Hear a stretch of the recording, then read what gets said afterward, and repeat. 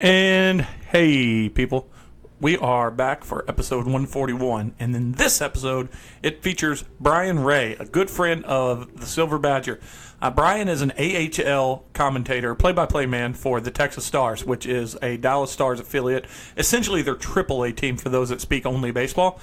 And Brian's got a pretty cool story about how he went through a lot of different jobs, how he shut down a lot of teams, so to speak, and being in St. Louis, working here for a cup of coffee, and then getting to where he was shooting for, but now his dreams are more geared towards making it to the NHL one day. So he's got a pretty fun story. This is hopefully maybe the last almost 2-hour episode we do for a little bit, but I don't know. Me and the family are heading for Jamaica, which is why you're hearing this early. And when we get back, we may talk about that. I don't know, but whatever the case, we're going to try to dial them back a little. We just have been chatty. Our guests have been chatty, and I think it's made for some great episodes. So tune in, download, whatever you got to do. Oh, but after you do it, head to the Beer Sauce Shop at 318 Mid-Rivers Mall Drive, where they have over 500 individual beers on hand, thousands of rubs and sauces, 25-plus whiskeys. Now they have gins and vermouths and all this stuff. Vermouth thing I may have made up. Flavorings like for your whiskeys and your Manhattans and all that stuff. So they've got everything you want in one place for your cooking and drinking pleasures. So head there, tell them we sent you. They're not going to do anything for you, but they like me, so it's always fun to hear they like you there. So it helps my ego.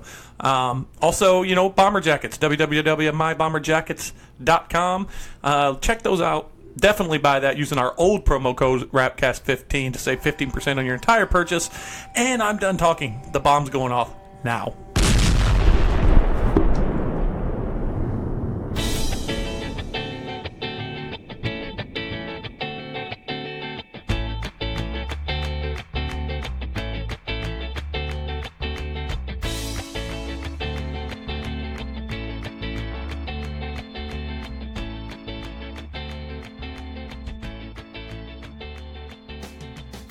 Ladies and gentlemen, and welcome to the broadcast booth here at Cedar Park Center. Brien Ray with you, and we are glad to have you with us on this Saturday night as the Texas Stars and the Ontario Reign face off for the 6th and final time this season. Hey, we are back, and we've been sitting here chit-chatting for a little bit. This is episode 141 for those that don't know, and we are without Melissa, and we were without the Bender, but what we do have is Tom and a guest, and I want to let Tom introduce it since this was another one of Tom's. Hey, spoiler alert, this is about hockey since Tom booked the show. Yeah, so no comic book talk. So. No comic book talk right out of the gate. So unless you want to talk about comics, Brian. We'll see. Let's see where things go. That other voice you hear is Brien Ray, longtime friend of mine, and the play-by-play guy for the Texas Stars, the Dallas Stars AHL affiliate. Don't forget former AM radio producer. We'll get there. We'll get there. So we've known each other now for about, 10, 12 years? It's got to be. We had to have met after I graduated college and was still in St. Louis. So I'm thinking like 06-ish. Sure. Which would be about 11 or 12 years. Yeah. Something like that. Magical You've times. aged terribly. Yeah, dad bod will do that to you. No kidding. So going through your career here, and just kind of growing up here in St. Louis. I saw you looked at my LinkedIn profile today. Doing a little show prep, eh? Yeah. You can't go to LinkedIn. They'll know. Hey, you can't be the #1 Midwest comedy podcast without doing a little prep work, right? Yeah. When did you decide? But we've managed to do it without comedy, so. I would love to know who actually ranked you guys. I ranked it myself. No, of course. Yeah. Yes. Yeah, it's really just #1 Midwest. Congratulations on the world's greatest cup of coffee. That's it. You guys did it. Congratulations, everyone. Yes. So, when was the moment you decided this is the career path for you? I don't know. And how many times have you regretted this career path? Every day. Every day. No, I think it's weird. Like when I went to my first Blues game at 8, and I would watch the games 8, 9, 10 years old, and I thought Ken Wilson had the greatest job in the world. Mm-hmm. Calling games on KPLR Channel 11. Now, was he doing KMOX at the same time as KPLR? See, I didn't really listen to. I don't know if Dan Kelly was still going there or if it was his son at what point, but I usually watch the games on 11 with Ken Wilson. I wasn't listening on radio. By the way, home of the mighty Rich Gould, going back to the old school St. Louis sports broadcasting days. But so I just always thought at like 8, 9 years old, he had the greatest job in the world. It would be really cool to have that.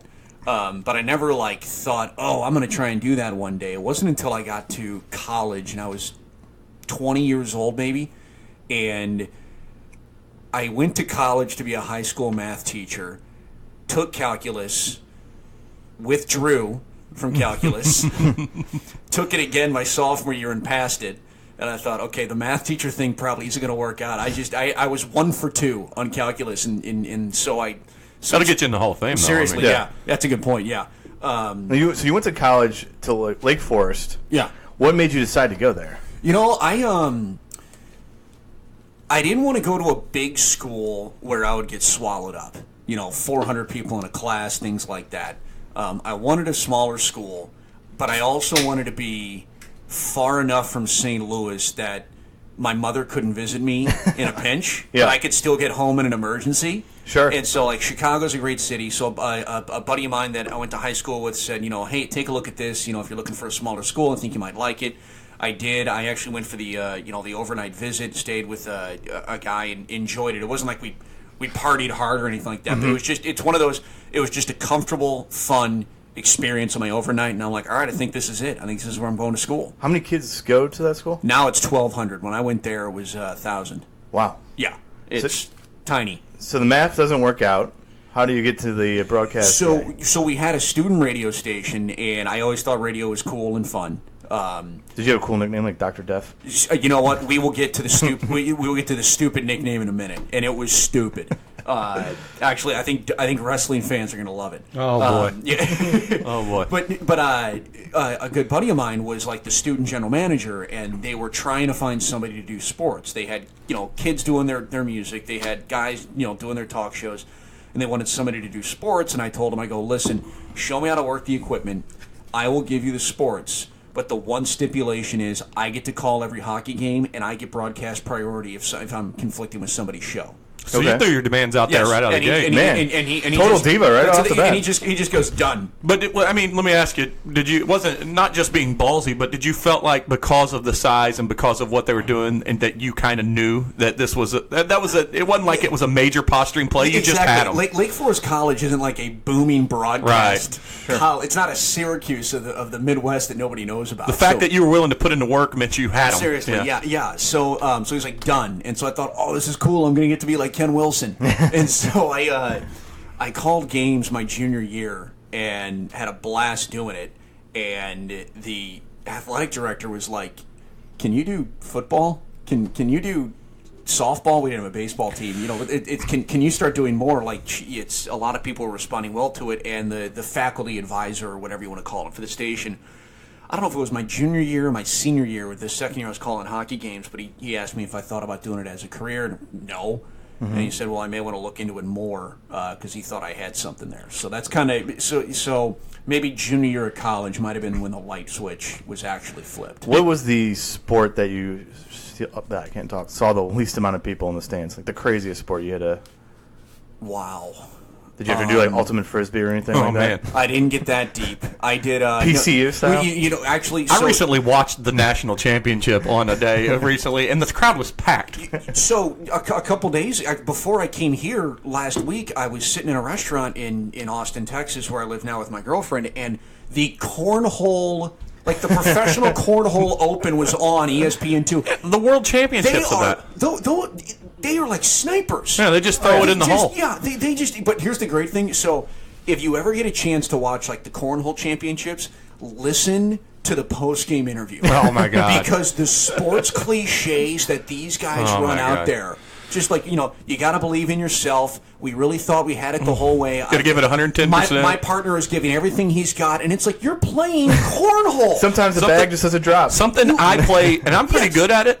Drunk. That's the if you can hold a beer, smoke a cigarette, and play the game all three at the same time.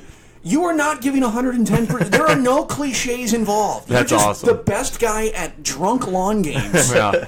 But I would watch it for 4 hours, man. Absolutely. It's awesome. Let me ask you, going back to when you started the hockey games and then they asked you to do the others, do you think that was an easier to do than start the others and then jump to hockey? Because I feel like, you can correct me if I'm wrong, I feel like if you can get play-by-play in hockey, stuff like softball, football, that's a little easier. I think it's 50-50, and a lot of broadcasters will say that. I'm actually going to stand up for this now. You can do whatever you want to do. Yeah, Got those hemorrhoids, huh? That's it. Zip it. Did you read that on my LinkedIn profile? A lot of people wonder about that about hockey. I think it's 50-50, and I think part of it is your kind of demeanor and personality. I grew up in a loud family. I'm a fast talker. So I think that naturally built me better for hockey. But when I did baseball, it was rough. I need constant. Is that motion. because you got to draw out a lot? Yes, yeah, like Vin Scully spinning yarns exactly. of. There's 90 seconds between every single pitch in a Major League Baseball game. There is a great.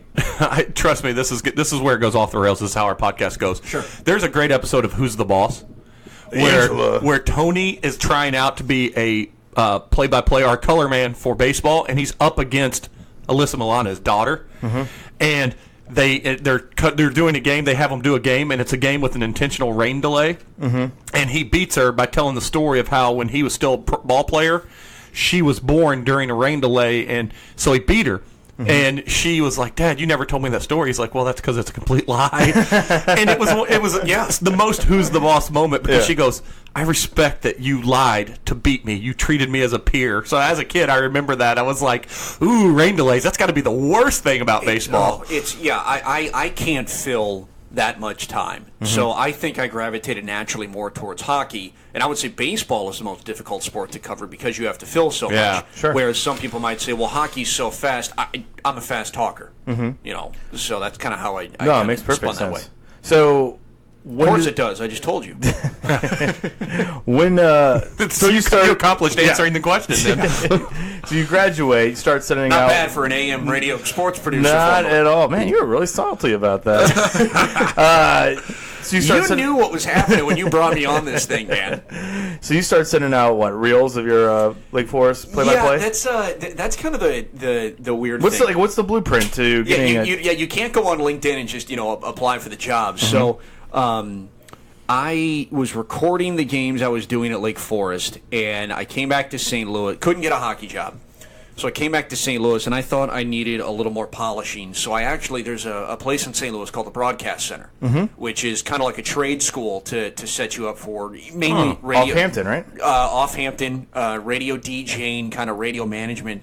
And I wanted to do, at the time I thought I wanted to do sports talk and maybe play-by-play. So I worked on that. And 2 years I did UMSL basketball, Gateway Grizzlies baseball, and River City Rage Arena football. Out here in St. Charles. At Family Arena in St. Charles. So I did that for 2 years, and there was a job fair in the old Central Hockey League. And I do remember. We had an arena football game in Bloomington, Illinois. Bussed back after the game. I got on a plane at like 6 in the morning. Probably slept for maybe 2 hours. Full suit, tie, the whole 9 yards. Flew into Dallas. Went straight to the hotel where this job fair was. Gave him all my stuff. Got on a plane that evening and went back home. It was an absolute grind. And the team that called me was the Lubbock Cotton Kings in Lubbock, Texas. The Cotton Kings. The Cotton Kings. And they Sounds kind of racist, huh? Yeah, I think you can get rid of that, get away with that in Lubbock. I don't think that would fly in Mississippi or Alabama. Yeah, exactly.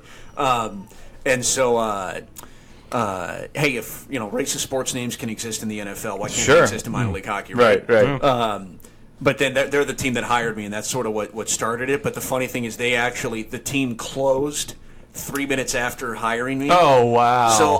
So imagine that. Like, so what you got to be like at the highest of high, then the lowest of lows.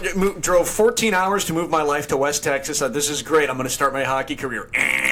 And they were closed 3 months later. So I have worked for the Lubbock Cotton Kings as the broadcaster and called 0 games. You're the last broadcaster of note for the Lubbock Cotton Kings. I am the last broadcaster of existence in the Lubbock Cotton Kings. Didn't see that on your LinkedIn profile. I would wear that as a badge. Absolutely. So from there you go to Austin. Yeah, so that was my. You can play the sympathy card a little bit with other teams in the league that have openings when the team closes on you. Sure. Yeah. So I had. There were 3 teams. There was Laredo, Texas, right on the border, Wichita, Kansas, and Austin, Texas. didn't have any interest in Laredo, and we did kind of an initial phone interview, a chat there, and the more I thought about it, I'm like, no, I don't want to go to Laredo, Texas. Doesn't seem like a hockey hotbed. It's, they... Seems like a crime hotbed. I don't have statistics in front of me. I don't want to comment on that. The good people of Laredo don't deserve your bashing. If people want to Google search Laredo and come up with their own conclusions, be my guest. But I'm not touching that one with a 10-foot pole. Austin called me first, brought me in for an interview, hired me on the spot. A week after I started in Austin, Texas, Wichita actually called me, and I was like, I'm sorry, guys, And so, I did a year in Austin in the old Central Hockey League with a team called the Ice Bats, and then they closed. Wow, you're shutting them down left and right. You're starting to at least you gave them a year. Kiss of death. That's right. Now, when you do the broadcasting, did you know there was going to be other roles for you with these? Yeah. Okay. You know that kind of comes with it. So when I would do internships, when I with the Grizzlies or with the River City Rage when I was working for them, I helped out a little bit. I didn't do a lot outside of broadcasting, but I was obviously kind of watching and sponging it up as much as I can, and then it was full time once I got into Austin for the first time. What are those responsibilities exactly? It varies from team to team, but it's going to fall into a category of you maintain the website, you maintain social media, you manage all press releases and communications from the team, you manage all game notes, stats, and historical archives for the team. Obviously, you manage any media interview requests. You try to generate PR and positive media interview requests or packages or stories. So that's a lot of work. I mean, it's or you do ticket sales or corporate sales, or you help out with community appearances. It could be any number of those. I don't know about Major League Sports. Every minor league sports job posting you apply for, I'm not going to say 100. I'll say 99% of them. The last footnote is other duties as assigned. That's their caveat. I'm not kidding. You can go to any website, and in 99 out of 100, other duties as assigned is going to pop up. That way you can't say, it's not my job description. Nope. Oh, this is other duties as assigned. Here's your caveat. Yes. For Austin, how many people were on staff employed by the team? Well, the team lasted 9 months after I got there, so I think when it was all said and done, we had maybe 6 people on staff. Wow. So that's the smallest staff I've worked on was 5. Wow. And the largest I've worked on is probably now, which is I think it's I was counting this the other day. It's like 17 or 18, and we're looking to hire 2 more people. Wow, that's good. That's large. Now, were the Texas Stars in Austin at the time when you were doing the Ice Bats? No. So technically, the Ice Bats were there. They shut down in essentially April of 2008. And part of the reason that kind of led to their demise, aside from, we'll just say management. Sure. I'm not going to put a label in front of it. Yeah. But the Dallas Stars owner, Tom Hicks, was moving his AHL club to a brand new arena getting built in Cedar Park. And Cedar Park's a north suburb, probably about 30 minutes outside of downtown, depending on traffic. Downtown Austin. Downtown Austin. So, they had the AHL team was the tenant going into the new arena. The CHL Ice Bats had nowhere to play. Sure. So they just ultimately dissolved and disappeared into the atmosphere. And then a year later, September 2009, the new arena opened. October 2009, the Texas Stars played their first game. Gotcha. So it was, yeah. So from Austin Folds, the next move? Odessa, Texas, baby. Oh, high school football country. Mm. So besides calling minor league hockey in Odessa, Texas, what is the best thing about Odessa, Texas?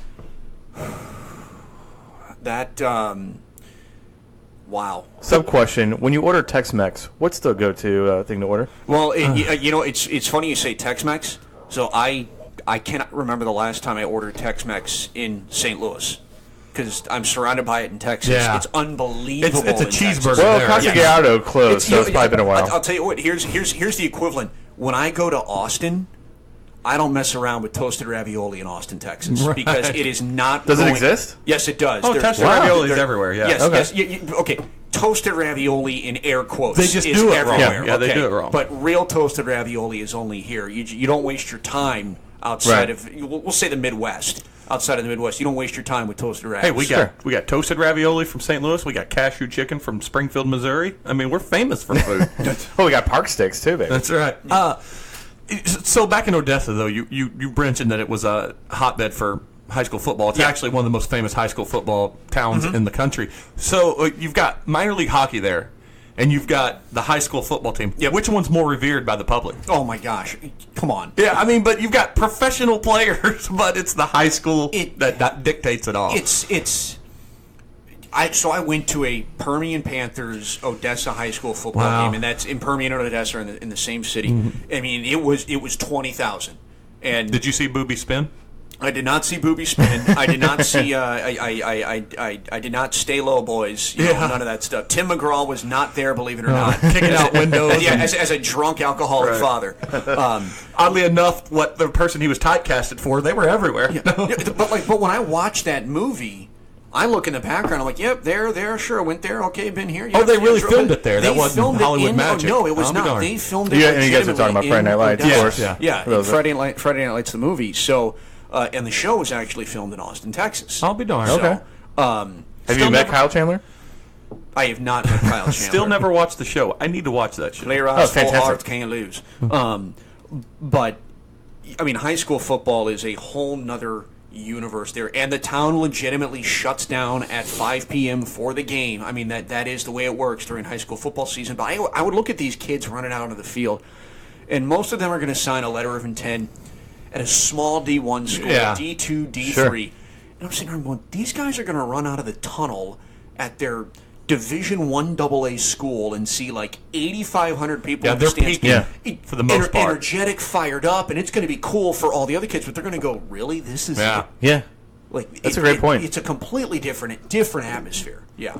How many people are showing up to Central Hockey League in Odessa? In Odessa, probably 2,500. Okay. Now that's a good turnout, though. I mean, you're not. If you're going to be a minor league hockey organization at we'll just call it the AA level. Okay. The CHL doesn't exist anymore, so this is basically ECHL.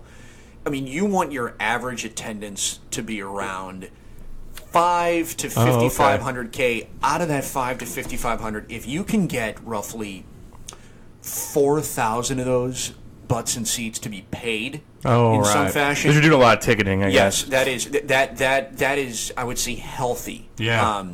You're not going to be printing your own money by any means. That just seems like so many people for, minor league. I mean, it's just a hard business. Yeah. It's a really hard business. Yeah. So we had unbelievable owners, and that's the other thing, too. If you're an owner that gets into minor league sports ownership because you think you're going to make money and be like a big league owner, you are going to fall so hard on your face. But if you get into it in I'm passionate about this, it's something my community needs, and it's something that I think I can do well and have some fun with, then you're in the right mindset and you can do it. And it should be good for everybody involved. And that's what our ownership was in Odessa. They were fantastic. Now, do they have an ECHL team in Odessa? Not anymore. So when I was there, it was the CHL. They actually went down to the North American Hockey League, which is, it's junior hockey. It's essentially one tier below the USHL. Okay. All right, for the real puckheads that might be listening to this. There'll be a couple. Yeah. And the reason they did that actually was to cut cost.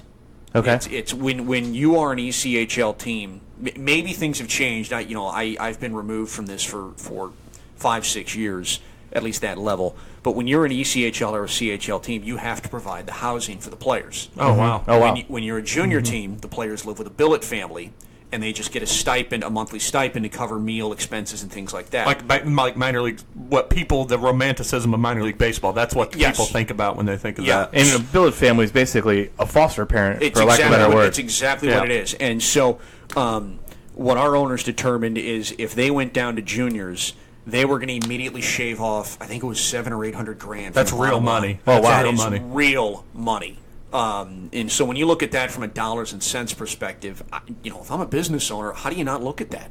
So, yeah. So from there, now did Odessa fold, or did you go to Arizona Sundogs? I went to Arizona on my own. I didn't want to go down to junior hockey. I didn't want to take a step back. Okay. So that was what prompted the decision. Yeah. So I went out to Arizona, and after killing 2 hockey teams and seeing another one go to junior, I could now finally see writing on the wall when a team might not be in a good financial situation. Sure. And Arizona was the team that had the staff of 5 when it was all said and done. Oh, wow. So I was there, and probably 3 months in, I'm like, I got to get out of here. So my question I had for Arizona is the best time you had in that league coming to my bachelor party? Was your bachelor party in Vegas? Yeah. I remember that. That was a good time. Do you want to tell any stories? We're not going to bring up those stories, but I do remember that. And by the way, those stories were true. I did not embellish. That was, yeah, that might have been one of my most there are 2 fond memories I will have from my time in Arizona. The David Freese walk-off in the World Series in Game 6, because I was a 29-year-old man eating ramen noodles in T-shirt and boxer shorts. It was just a lounge night or whatever. And, of course, I am the highs and lows of that game. Oh, absolutely. Because remember, he missed the pop fly. Man. Just the can of corn that was earlier in that game. That was an emotional roller coaster. Yes, and I'm like, what the F are you doing? Get him out of the game. And then, of course, he hits the home run. I'm like, thank you so much for not taking him out of the game. Yeah. It's maybe the most impactful moment for any player in the history of the World Series. My gosh. Watching that game was one of the, I could go back and do it every time now. I watch it probably at least once every 2 or 3 years. I watched it. In terms of emotion and excitement, that is one of the greatest World Series games to ever be played. Watching that game, I thought to myself, until the Blues win the Cup, this is the highlight of my sporting life, and will never be topped. You'll never see anything else. It was so good that it overshadowed what is arguably, well, not even arguably, statistically one of the greatest performances ever that Albert had when he hit the three home runs, Game 5, and the right? 7 RBIs, and that, which is unbelievable. Yeah. But nobody remembers that. They remember the home run. If I'm not mistaken, Albert didn't have another hit after that.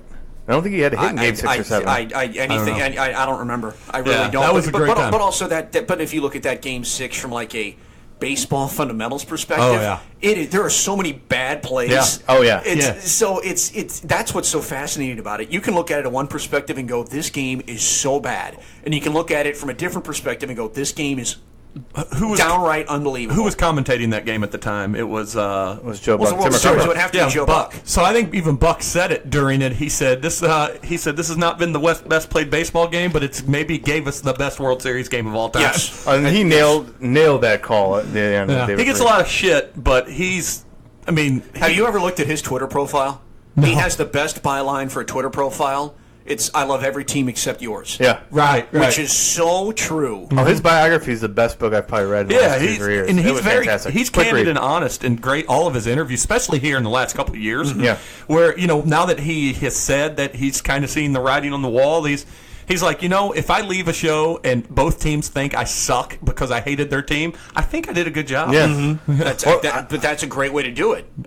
Either way, he's down in the middle. Yeah. Either they both thought he did a great job or they both thought he did a terrible job. He's down the middle. It's unbelievable how many people in St. Louis think he hates the Cardinals. Oh, and it drives me insane.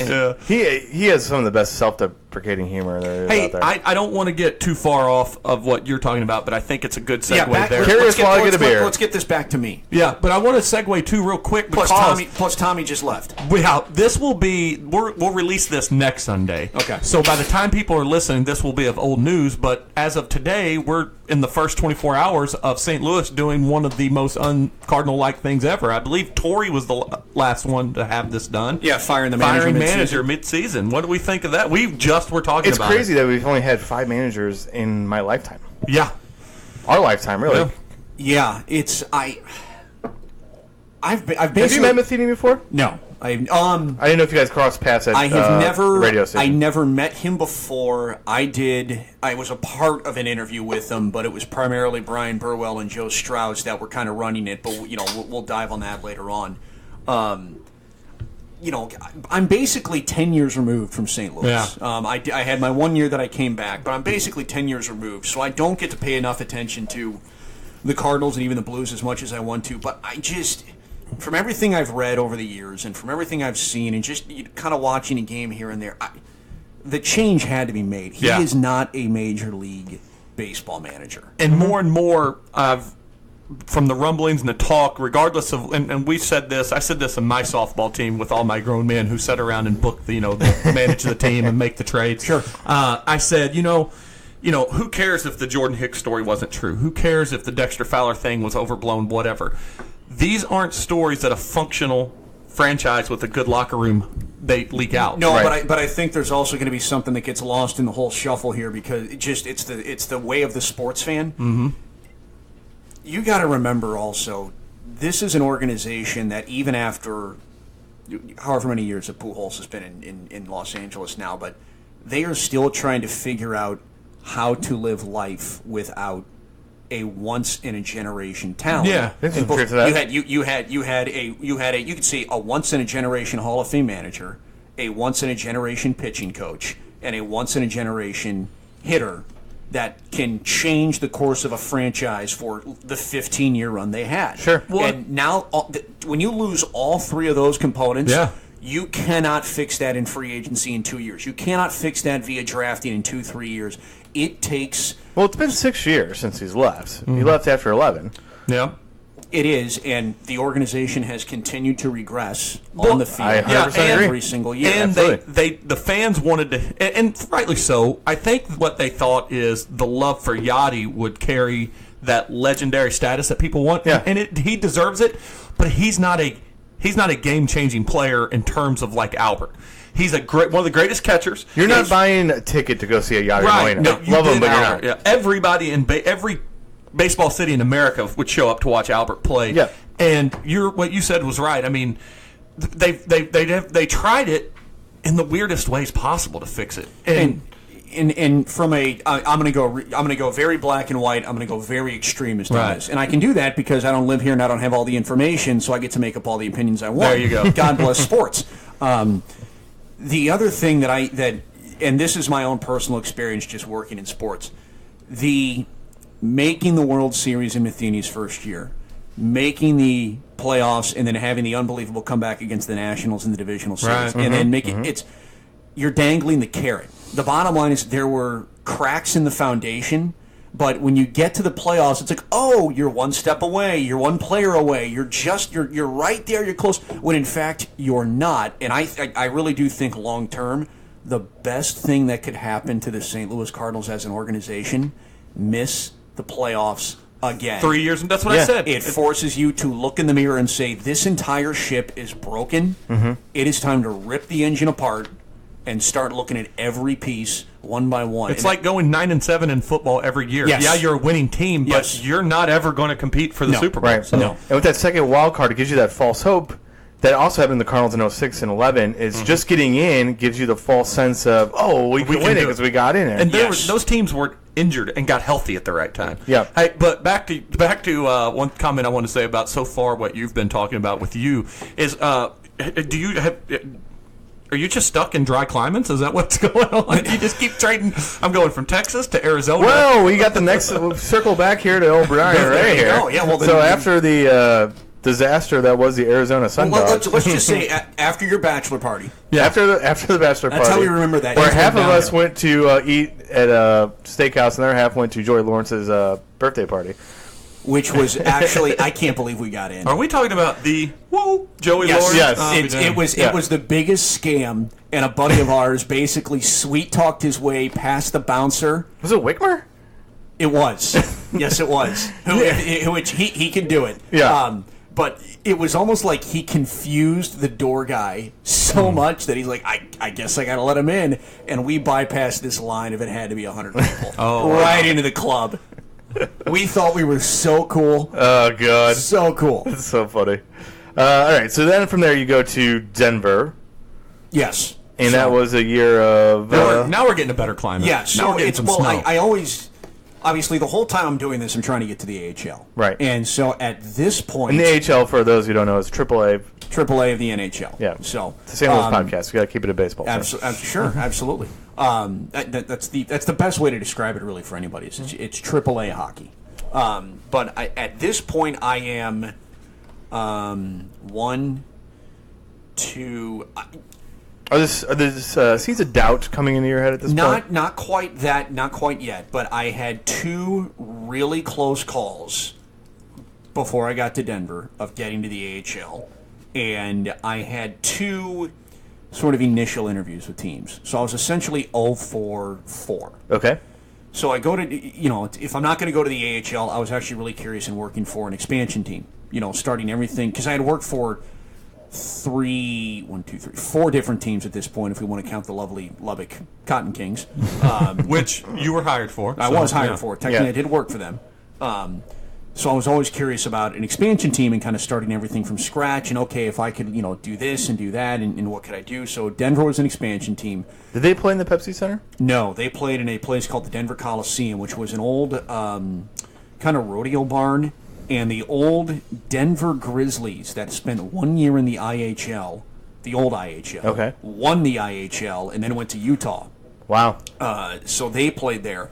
And I do have to give some props to my time in Arizona. The boss who I worked for in Arizona, who was a good guy, he had the connection that got me in with the Denver team, and then I kind of took it from there and was able to get myself a job offer. So I thought Denver would be a 2-year project. I thought, okay, I'll spend 2 years in Denver, Colorado. Let's see if I can get my AHL jump from there. And they ended up letting me go in terms of with budget cuts after year 1. Are they still in existence? No, they died after year 2. Okay. Wow. So but I was correct. Yeah, I thought it would be a 2-year project for me, and then they were going to be done. They were done in 2 years. Problem is, I was done in 1. Yeah. And so I remember you coming back to St. Louis at that time, and is this when the seeds of doubt are? You go back to... Because you've always been working. I mean, yes. So it's easy to not see your goal and see it not getting closer. But it's not like you're living out of your car. That's the confusing. Maybe not confusing, but that was always kind of the weird thing. It's okay. These teams are going down, but there's always a team that wants to hire me. Right. I've basically had conversations with 4 AHL teams at that point, so they like my stuff enough to talk to me, but they're not hiring me. And so that's one of those where the first question I always ask is, what do I have to do differently? It's not, well, what's their problem or what's wrong here or why isn't it? It's okay, what do I have to change in my game? And that is usually any time I conversed with somebody and they told me they were moving on, I would say, all right, well, is there anything I can do differently? And so that's kind of what I looked at. Do you feel like you got constructive feedback, or was it just kind of blowing you off kind of shit? For the most part, constructive feedback, but they're sometimes it just comes down to, so one of the interviews or one of the teams that I was basically actually the 2 teams that I was a finalist for, or the runner-up for both jobs. One team, the guy they hired had experience at the AHL level. I did not. And you can walk away from that and feel okay. It's the old catch-22. How do I get experience if you won't hire me? Well, we want to hire somebody with experience. Which is just, that's not just hockey. That's real life. Absolutely. In corporate America all the time. Exactly, all the time. The other one, it was me and another guy. He is now in the NHL, but we had the exact same resume, exact same experience, exact same credentials. I think whether it was his father or an uncle, he had a family connection. Okay. And so it's not like, well, he got the job because, this family member got him the job. He's a good broadcaster. He's in the NHL now for a reason. But it's like, are you kidding me? It's like right you there. You were up against it from the beginning. It's like my dad, you couldn't get piped into the hockey world when you were growing up just for me in case I decided to go into this before I was born. Like, come on. It's not enough that you're going against somebody who is talented. Yes. But then he was talented and he had a connection. Well, once again, it's a dose of real life. Talent and nepotism is going to overcome talent. Yeah, absolutely. Simple as that. Right. He has an extra card to play for. Absolutely. But you know what, though? If I had the nepotism card, if my last name was Buck or Costas, I would leverage that as hard as I can right now to get to the NHL. No kidding. Play with the cards you're dealt. You got to do that. So the Denver thing, you get let go? Yeah. And so did you have other CHL or ECHL offers? Well, I basically said, okay, I've done 6 years in the CHL, and I have not gotten an American Hockey League job. And I told myself when I started doing this that I would reevaluate at 30. So I think I was 30, turning 31 when I was let go in Denver. And I said, you know what? I need to do something else. I need to expand my resume in case this hockey broadcast dream is not going to work. I have to do something else. Did you ever field offers from other sports at this point? No, but I really wasn't trying. Okay. I want to do hockey. I enjoy it. I think for my broadcast style, hockey is what I'm best at. And the other thing, hockey has the smallest minor league system of any of the 4 major pro sports. So if you're looking at the number of competitors around you trying to get to a major league job, it's the smallest pool of other broadcasters. Gotcha. So there's a little bit of an odds number that I'm playing there as well. So at the time that I was like, all right, I'll go back to St. Louis, I'll kind of figure it out, that is when CBS Sports 920 was launching behind Tim McKernan. And actually, it was kind of one of those where, to use what the kids like to do today, it was almost like a right swipe Tinder match. Tim McKernan's launching a brand new sports station. I just got let go from a hockey job, and I want to do something else. Yeah. And the stars just kind of aligned for us to kind of get reacquainted. So reacquainted, did you worked with him before, met him before? I interned for him at 590 KFNS when I was a junior in college. At the start of the morning, it would have been the morning grind at that point. Sure. Oh yeah. And now it's the morning after. But it's, I wouldn't call it a feather in my cap, but I do have a fondness for that show. Sure. Because technically, if people have listened to Tim McKernan's morning broadcast, for a while, 15 years now, years now, yeah. But so I was actually on the show before producer Joe was on the show. Producer Joe got there in the middle of my internship. Mm-hmm. So it's kind of funny to see where that show has gone and the ups and downs and the different things and the ways it went. Now, do you still follow the show at all? Are you on the fan pin at all? Yeah, so I don't. Well, Talk? I follow Tim on Twitter, on social media channels, and I know that he has his podcast now and doing some deeper interviews. Yeah, and his things like podcast that. is fantastic. I don't dive hard into his podcast. I will try and catch like the video clips, or if he kind of tweets out some quotes, things like that. Mm-hmm. What's the name of this podcast? The Tim McKernan Show. Tim And McKernan he's Show. he's interviewing everybody from Jay Nixon, former governor of Missouri, to, I believe, Monday he's dropping an interview of the aforementioned Rich Gould. I'll be darned. Yeah. Yeah. Yes, he goes all over the Really landscape. good local stuff. Yeah, really good local St. Louis stuff. So, I try to just kind of keep an eye on where the show is going. Every now and then, maybe like once every 6 months, I'll jump on his InsideSTL.com website, just kind of click around, look at what's going on. Sure. Who's hosting shows now in St. Louis? Because it was the same people getting recycled 25 years Moving all ago. over 2 or 3 stations. Yes, different, yeah, and I'd say it's a bigger picture problem with just this market of St. Louis and how it approaches sports talk radio. But my gosh, they needed to change bodies 10 years ago, Right. and they're finally getting. Tim was a big proponent in that, which is part of the reason I was able to get on air at his station. But it takes a while for the market to realize, oh, okay, yeah, I don't need to listen to the same guys again. There's Right. new people on here. And I believe when you were there, was it the controversy of Kevin Slayton and Albert Pujols while you were there? That was there, yep. Yeah. That was pretty crazy. Do you remember that at I all? don't remember that. So basically, Albert Pujols I wasn't living here at the time, so. So Albert Pujols was accused of doing steroids by Jack Clark and. Oh, Kevin I Slayton. remember when Jack Clark brought that up. That Yeah. I do. Yeah. So that was a little crisis radio for you to handle, or were you totally removed from that whole situation? no, I mean I was there. I was helping Tim and his whole staff get the station launched. And week 1, day 1, or whatever it was, that line came out, and then everything just sort of hit the fan a little bit. And Jack lost his job for that. Oh, yeah. Yeah. And Slayton did as well. Yeah. And Yes, yeah, it's and that is actually kind of how I fell into jumping into that afternoon drive slot with Burwell and Strauss. So you are hosting a show with 2 legends in the St. Louis Yeah. Post-Dispatch community. The way I've heard Tim tell the story, when I would kind of check in on his show or whatever, I was executive producer was the title, but helping manage stuff day to day behind the scenes for each show, and I was actually helping produce his morning show, which the great thing about that is his morning show it's a pretty self-sustaining animal. Uh-huh. They know what they do, they show up, they do it, and they have their connections where they will, get whatever guests they need to, things like that.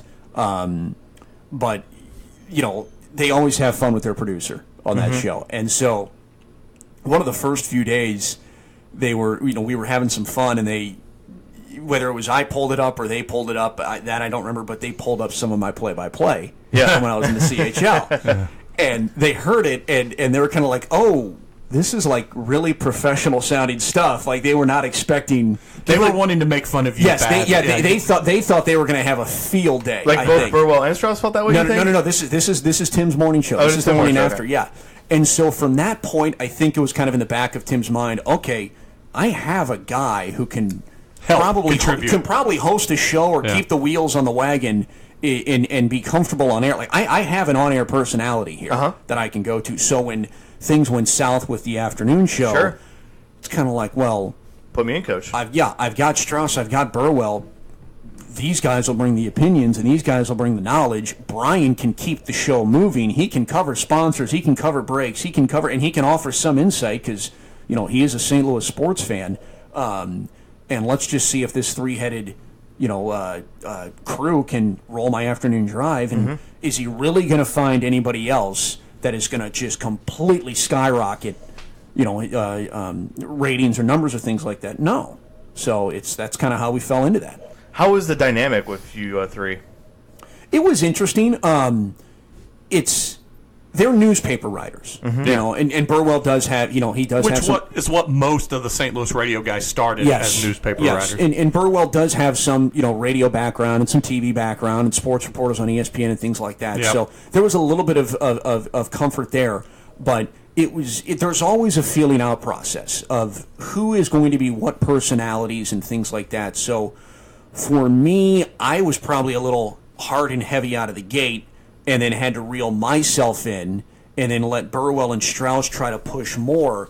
But Burwell and Strauss, they're interviewers. If they're not just beat writers, but they're really interviewers. So they're good at asking deeper questions or a second level layer of questions, pulling that story out of their guys, and not the generic 9 different sports talk cliche questions you've heard. Did you learn from them, or was that something you already kind of knew and thought? No. I think probably what I learned most from them is if you're going to interview somebody, yes, you have your key talking points and you have the key things you're going to interview them on, but find the second layer.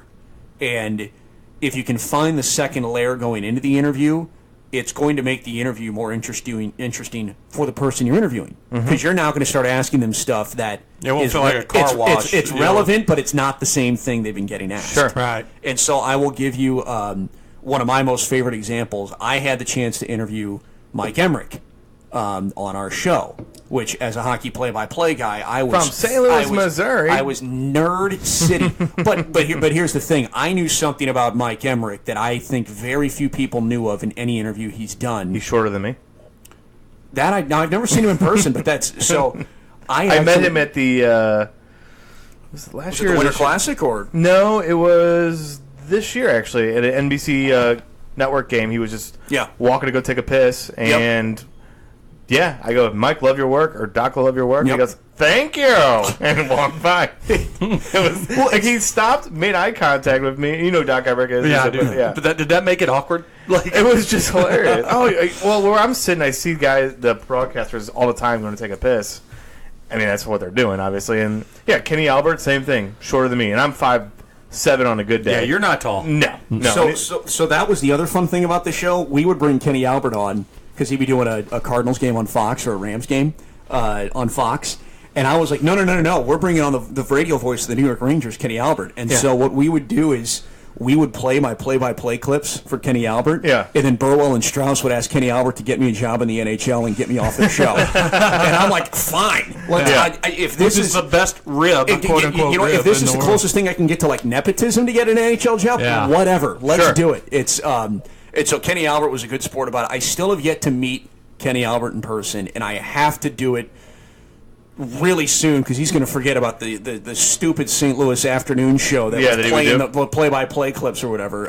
But no, as a bluesier, which I know you are a hardcore blues fan, and you said you guys might have a few puckheads to tune in. He's suffering. Here's the Mike Emmerich interview is going to be one of the favorite things I did in my career. So when I was in the Central Hockey League, we would play a team called the Fort Wayne Comets. Okay. And they had a broadcaster named Bob Chase, who was the voice of the Fort Wayne Komets for, I think, 62 years. Holy wow. Passed away. Yeah. I think he's the second longest tenured broadcaster with one team behind Vin Scully. Wow. Now, That's good company. Yeah. when Mike Emmerich was growing up in small town Indiana, Now, did you find this all on LinkedIn? not all on LinkedIn. You just sort of learn this stuff, reading articles and watching Mike Emmerich do interviews. He would, and then HBO did a fabulous piece on him maybe 2 years ago, I think. Was that on for Gumball? Yeah, on the Inside Gumball, Sports. Real Sports, Real Sports. Yeah, Real Sports. So he would drive to Fort Wayne Komets games and listen to Bob Chase. And the way Mike Emmerich got the bug is he would mock broadcast the games into a tape recorder, and then ended up building a connection with Bob Chase, and he would critique his stuff and things like that. So I knew that going into the interview, and I know that in most interviews, Mike Emmerich's going to get asked about hockey and the vocabulary. Yeah. Nobody is going to ask him about Bob Chase unless it's Real Sports with HBO and they're doing a 15-and-a-half-minute long feature on it. Yeah, they got to go deep. Yeah, so when I brought that up, it switched, and he started asking me about my life in minor league hockey, and that's when we started going back and forth. And I could tell it's not that he was bored with the interview, but just he turned it around, and he basically said, I guess I'm interviewing you now, but I want to hear your story, what's going on. And so the question I asked him when we kind of had our little powwow back and forth is, I wanted to hear a Bob Chase story that only Mike Emmerich could tell. And this is where I got lucky, but this is where when you find that second layer of questioning in an interview, it can flip things around. Mike Emmerich told a story that Bob Chase, early in his career, was actually dangerously close to becoming the radio voice of the St. Louis Blues. Wow. So it was almost a never was St. Louis Blues broadcasting story. But Bob Chase had a prior commitment, and he couldn't get down to St. Louis. Oh, wow. Yeah, and that serendipity kind of moment. Exactly, right there. Sliding doors in front of Paul. Yeah. So if you're if you're a hardcore Blues fan, it's kind of like, well, that is actually kind of an interesting piece of history that nobody is ever going to know about. Sure. But Mike Emmerich was able to bring that to the forefront. The other, and then he wanted to tell one more Bob Chase story, which has nothing to do with the Blues, but is absolutely sensational. But you got that story out of him, which made him want to tell his story. Yeah, exactly. And it's the best minor league hockey story you could ever come up with. So Bob Chase, Fort Wayne was in the old IHL, and they were playing, I think it was the Grand Rapids Griffins, and Pat Foley, who's the broadcaster for the Chicago Blackhawks, keeping this connected to Blues fans a little bit. I think he was the broadcaster for Grand Rapids, but during one of the intermissions, the Zamboni broke down and chewed up a chunk of the ice underneath it. So they call a tow truck to pull the Zamboni off and take a look at the damage of the ice to see what, can it be repaired? Do they need to call a game or whatever? Well, the tow truck ran out of gas. So somebody had to get a gas can to go fill up the tow truck to get the broken Zamboni off the ice. That's hilarious. And so this is, kind of indirectly, Mike Emmerich is telling Bob Chase's version of the story. Sure. So you don't know if it's embellished. You don't want to know if it's embellished. No. You just want to let that live in lore. Let that story because breathe. it's so great of a story. Yeah. And that is the most minor league hockey thing. Yeah, that no could doubt. happen. Yeah. No Straight. doubt. I heard that. I'm like, unbelievable. For sure that happens. Yeah. Do you think, one last question about that show, do you feel like Brian Burwell wasn't respected enough in this town? Well, actually, you know what? I can dive on this a little bit because I'm a St. Louisan. Having been born and raised in St. Louis and having moved away and lived in a number of different cities, small and large, it's not a problem. It's not a bad thing. It's a St. Louis thing. This is one of the largest small towns in the country. Absolutely. Brian Burwell is not from here. Joe Strauss is not from here. If you're not from here, it's uncomfortable because St. Louisans only want to hear from other St. Louisans. Right. Yeah. You can't understand what life in St. Louis is like. You're not from here. And it's like, well, you just fired your manager mid-season because you're one game over 500. You don't need to be from St. Louis to understand there's a problem with your baseball team. Right. That has always been... And so do you feel like it was more of that kind of problem than a race problem with Brian Burwell? Yeah, I'm not really going to touch on the whole race semantics in the city of St. Louis. The bottom line is St. Louis has always had a racial problem. Yeah. No, I think that's fair. And for the the baseball's best fans Twitter account, which is just the lowest 1% of this town. That's not Brian Burwell. Might be the lowest 5% of this town. That's a great point, but that's not just specifically to Brian Burwell. There's a race problem in this town, but there always has been. Did it bother him? I don't know, because I wouldn't. That's not my business. Yeah. Okay. Brian Burwell's African American. I'm not. I'm going to have no comprehension whatsoever. Sure. Now, if I would hear him talk about it, sure, I'd listen, because I'm going to learn something and maybe I get a deeper understanding. But I don't like to ask those questions. The three of us had a show to do. Yeah. So it's let's come in and let's have fun with the show. Well, there's nothing at the time. There was nothing for you to be gained by asking those questions either. Yeah. Not to say that you were looking at it from a selfish perspective. Yeah, but sure, absolutely. If he was functioning and things were going well, bringing that up could just cause irritation. Well, who cares? And I think if I remember correctly, he's born and raised in Virginia, or he's originally from Virginia. It's like, my gosh, the guy's from the southern portion. He is from the Civil War hotbed of the United States. So he is from areas where you're going back hundreds of years where this culture is ingrained. And that's another thing about the state of Missouri. If I remember my third grade social studies properly, the state of Missouri was a southern territory during the Civil War. Well, we had both. We had a Confederate and a Union government. Okay, so there is, you got to go back hundreds of years if you're going to look at cultural problems or segregational problems or racial problems, things like that, which is way too deep of a discussion and way too big of a mountain to try and overcome in just one discussion. Right. Well, I think you brought it up, though, that the St. Louis portion, we're a fucked up city. We are, with our letting in, for lack of a better word, interlopers into our little weird community of where you went to high school. Yeah. And I feel like that might be more of a problem sometimes than the racial problem in some ways. Well, I live, so Austin, Texas is probably about 1 million and a half now. Denver, Colorado, I think, was around 2.5 million, similar size to St. Louis. And I have never, in those two cities, come across anything involving where you went to high school. It's Nobody the worst. cares. That, which is, but when even though you went to the U-High. You're very true. But when I lived in Odessa, Texas, you're either Permian or you're OHS, and the battle lines are drawn. But that's a very different reason, though. I feel like when you're in Texas, in high school football heaven, and where that's their religion, people are asking specifically because it pertains to one thing, and that's football. Here in St. Louis, so I lived in southeast Missouri, is where I grew up. I moved over to southwest Missouri, and to then up to Kansas City. And so, when I got here, when someone asked me where I'd go to high school, I go, I grew up southeast, and it was like, okay, well, that conversation's dead.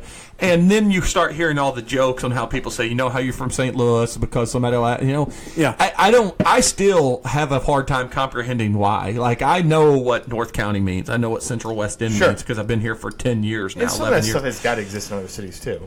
Yeah, but Kansas City has some really shithole. There used to be a time where people said Kansas City, Kansas. Don't go there, you'll get killed. But it's different.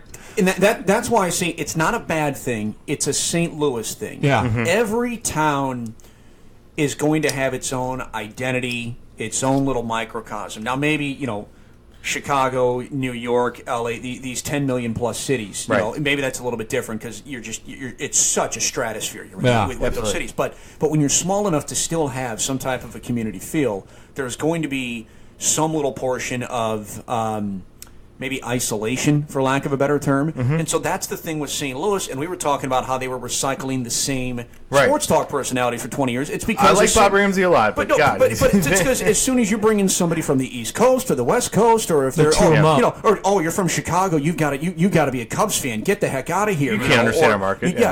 Or heck, if somebody came from Kansas City, Missouri, which did happen, they don't like it. It's heck. Joe Buck is from here, and Cardinal fans hate him because they don't think he likes their team enough. Yeah, because he betrayed he moved away. Yeah, he didn't stay here. He moved away for higher prestige, higher profile, more money, and still a chance to call Cardinals World Series winners. What the heck is he thinking? He moved away to become arguably one of the two most decorated announcer or play-by-play guys in history. He's definitely probably number one. Him and Costas. Those are the two that.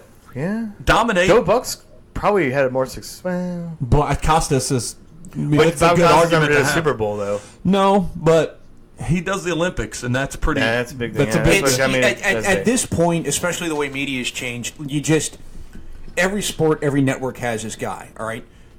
And I'm not going to play the Mount Rushmore game because there's just too many faces. We used to do that a lot. We haven't done that in forever. But Al Michaels. Yep, Al Michaels was up there. Jim Nantz. Mm-hmm. Hello, friends. Joe Buck. If you want to throw hockey into it, Mike Emmerich has become the face and voice of hockey in America. Yeah. There's your four right there. Now you can add in a Kenny Albert. You can add in Musburger. You can although he's on the retirement. And I'm talking modern day. So now you can stretch back. What about Keith Jackson in college football or Musburger in college football? Yeah.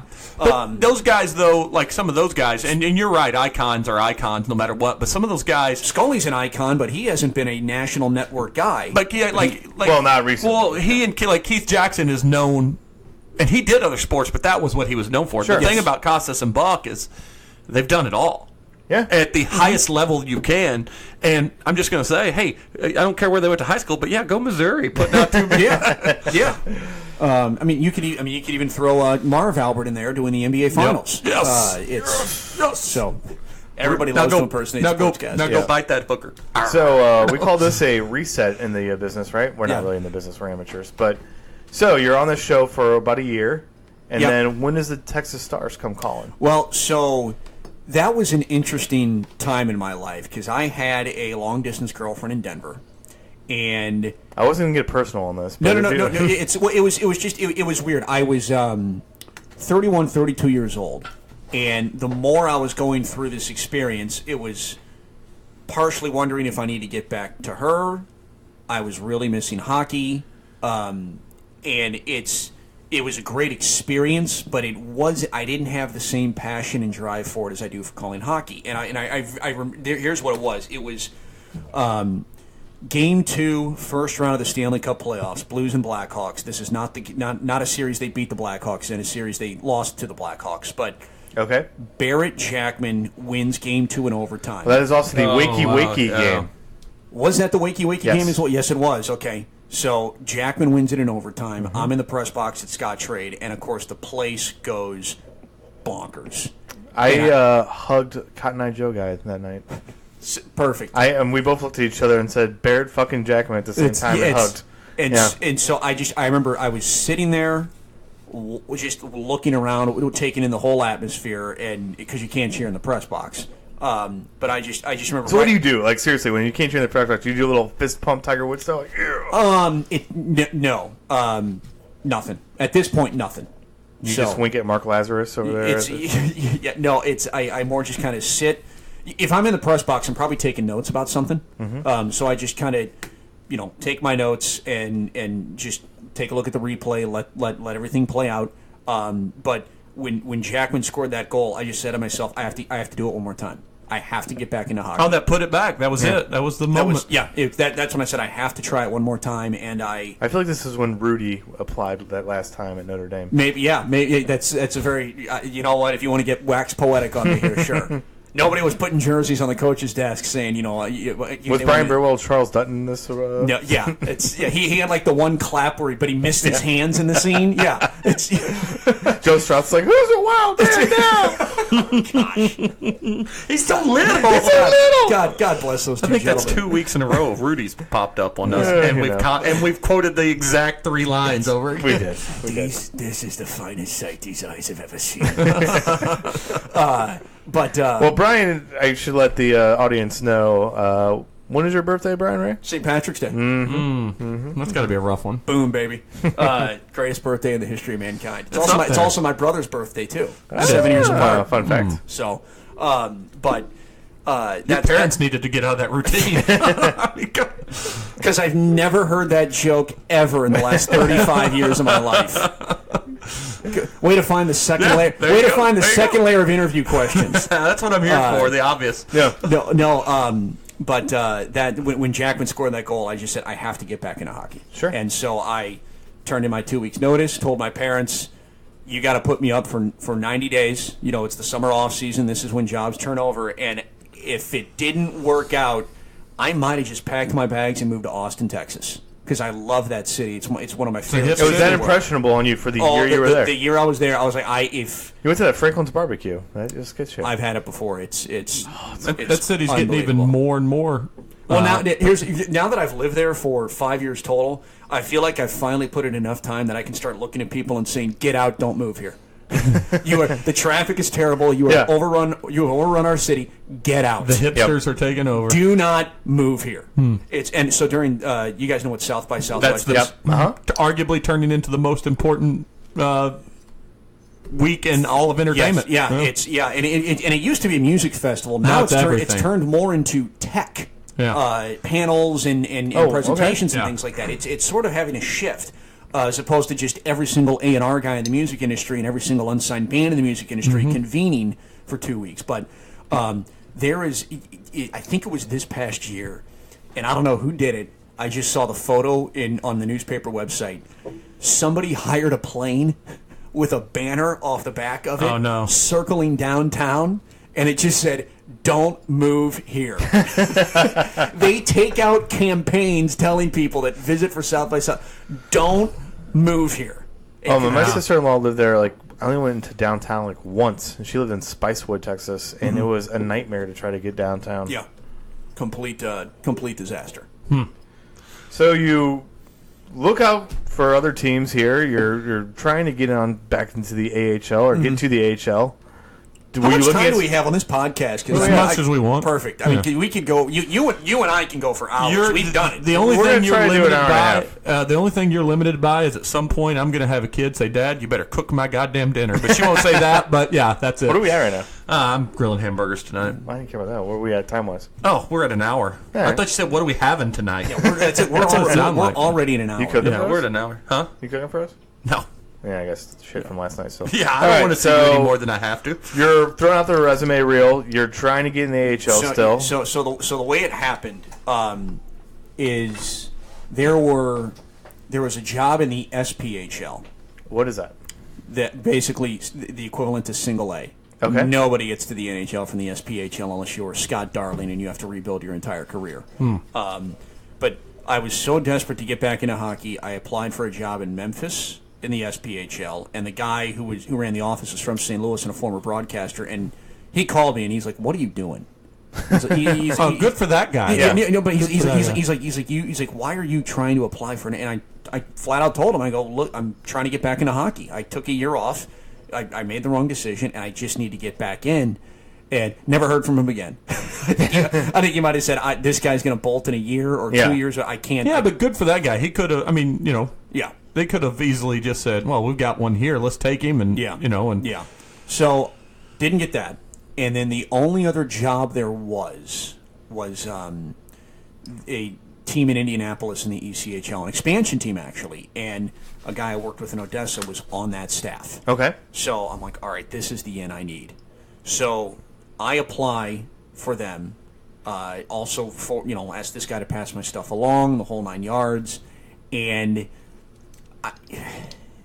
I don't have a clear picture as to where things sort of went crooked, but I was so desperate to get back into hockey, I got pretty aggressive and had a handful of people email the general manager of this team recommending that he interview me or talk to me as a viable candidate for this gig. This is the Indianapolis job. This is the Indianapolis job. And never got a phone call, never got an email, just saw on, I think it might have been June 7th or something, the first week of June, they hired a guy. And there was nothing in the AHL, there was nothing else. So I walked out to my car, shut the door, screamed in anger and punched the ceiling 30 times, and then went back up and started emailing everybody in my network. Mm-hmm. And you had your most Jerry Maguire moment you could here. So then I emailed the gentleman that I had interviewed with for the Texas Stars, what would have been 2 or 3 years 2 years prior. Okay. And just, hey, reaching out to my network, trying to get back into hockey. Do you know of anything? And he responded 30 minutes after I sent the email and said, "I may have an opening down here. I notice you're in St. Louis. Are you still interested in working in the AHL?" And, of course, I'm like, yes. Did you guys see The Golden Child? Yeah. Please, twice. It's So told him yeah, and so he responded and said, okay, it's Game 7 of the conference finals tonight. If we lose, our season's done. If we win, we're on to the Calder Cup finals. Well, they won the whole Calder Cup, so I would just kind of check in from periodically every couple of weeks. Hey, what's going on? He's like, oh, hey, just sit tight. I did a Skype interview with him and another person. Did a phone interview with HR, things like that, and it's rolling along. And as this is going along, I had another person contact me and say, hey, I think the Texas Stars job is open. And I'm like, hey, I think I've already had 2 interviews with them. So I'm on it. He's like, okay. I'm like, but hey, pass my name along to whoever you're talking to. Like let's hit this from every angle. Yeah, absolutely. And so after when he sent me that email that said, would you still be interested? It's Game 7. I was living with my parents. I packed up everything I owned except for 10 days worth of clothes, 1 suit, 1 tie, 1 shirt in case I had to go on an interview. And everything else was boxed up. Eggs in 1 basket. Yeah. And so they offered me the job like the last week of July. So what's that moment like? Like, do you get a phone call? Yeah. Basically, I got a phone call and they just said, So you see the number, right? You know what it is. The HR woman called me. She verbally offered. I verbally accepted. A few days later came a formal offer letter, which I signed and returned. And talking to the guy who hired me, he said, I think it was like July 28th. Mm-hmm. And he said, would it be at all possible for you to start on August 11th? Mm-hmm. And in real life, you got to turn in your 2 weeks' notice. Like, that's not happening. Well, I had already quit my job. I had already packed up everything I owned. So he says August 11th. I go, what if I got there on August 4th and we had a 1-week transition between me and the previous broadcaster? And he's like, can you do that? Done. Yeah. I'll see you. What time should I be there? You were knocking on his door. No, I'm here, man. Seriously, For the previous broadcaster, where did he go? He got promoted to Dallas. Okay. Doing their intermission pre and post game. So you weren't coming into overlap, and this guy was like, "This son of a bitch is taking my job." No. He was getting promoted to the NHL, which was great, and he was but he was the guy that I was the runner up to. Oh wow! 2 years prior. So that's so for him, the guy doing the hiring was like, okay, I have this guy who was great to be the runner-up. Yeah. Do I really need to do another search to see if there's one other person out there that could handle the job better? So kudos to him for giving me the break I needed. Absolutely. Yeah. Kudos to me for thinking to send the freaking email. Mm-hmm. So it was it was accepted on July 28th. U-Haul was bought and packed on August 2nd, and I was in the office on August 4th. That's awesome. Yeah. Yeah, it's the story, regardless of our tangents and stuff, it's very much a good story circle. Your story fits perfect to where you met the guy that's across the threshold. Yeah. It's very cinematic the way that happened. Absolutely. Yes. You had your meltdown. Yes. And it worked out. Yeah. It's 3-act play. Yeah, the closing scene is you packing your stuff up to go take your job. Yeah. It's just weird. And how long have you been there again? I just finished my 4th season. Four seasons. Yeah. And this year, the Texas Stars go all the way to the Calder Cup finals. We lost in Game 7 of the Calder Cup finals. Thank you for bringing that up. So, I wanted to bring it up. Gotten over it. But no, what I wanted to bring it up, though, is because it's a Game 7 of the Calder Cup finals. Like, what's going through your mind when you're preparing for that game? Is that a heightened stress because it's so important? I wouldn't call it heightened stress. When I got to the finals, it's not heightened stress, but it's... It doesn't feel like a normal day of work. No. Is there excitement in the city of Austin? Yes, it is. Yes. So, and the other thing too, we were in Toronto. We were playing Toronto. The Toronto Marlies. We are going to the hockey hotbed of North America. Yeah, and the Toronto Marlies are a fantastic team. Yes, they were the number one team. They went wire to wire, best team in the league. Regular season champs and playoff champs. But Game 1, I was literally shaking, nervous. Not like scared, just like so ratcheted up. The energy's that tangible that it did it to you. And you hear about it on broadcast, whether it's like an all-star game or a playoff game. All the hoopla that goes before it, and guys got to get tickets, and there's so many media requests, and you got to find out where to put extra media, and there is so much crap that goes on behind the scenes to prep for a final. I'm getting frustrated because all I want to do is look at Toronto and get myself ready to call a game. We don't play Toronto during the regular season. It was like a true. Oh wow! Okay, so this was a new. That's even worse. We don't play the Eastern Conference. It's true National League, American League, old school World Series when you don't see the other side. And so, but more and more. What about this? What about that? What about this? And it's just, and you just want to go. Would you shut up and leave me alone? But there's other parts to the job. Yeah. So I just all week I was just like, just get the puck dropped. Just get the puck dropped. And the moment the puck dropped on game 1, probably about 5 minutes in, I was in. Yeah. And it was good to go. Game 7, it was more not stress or nerves. I just kept telling myself, slow down. Just call the game. Mm-hmm. Just don't get caught up in the moment. Don't get caught up in games. Just call the game. And so I just kind of played out different scenarios in my head and just got ready, and then it's okay, go. And just called the game. Unfortunately, that game was a little bit of anticlimactic. It was rough. We hit a post 3 minutes in. We missed an open net with 8 minutes to go in the first period. I think we missed an open net. The goaltender may have caught a piece of it diving across, but we missed an open net about 5 minutes into the second period. I think Garrett Sparks, is that the... Garrett Sparks was the goaltender. So... When those three things happen in the opening 25, 28 minutes of a hockey game, it's not your night. It's not your night. Against the number one team, you only have so many bullets in the chamber. Yeah. You better connect on something. Did their coach get promoted to the NHL? I can't remember. No, not yet. And the other funny thing, we should have won game 1 of that series. Both teams alternated wins. Oh. We won all the even numbered games. They won the odd numbered games. Nobody won 2 straight games in that series, and it's like, and if we could have we stole game 2, but if we could have stolen game 1 as well, who knows? Sure, who knows? So being in the business now for over a decade, what is your fandom like for the Blues in particular? Do you still have it as passionately as you did? Yes. Okay. Is it well known? No. So when the Blues played the Stars 3 years ago, didn't say a word to anybody on our staff. Did people know? Maybe I had a discussion with somebody. No, I did not.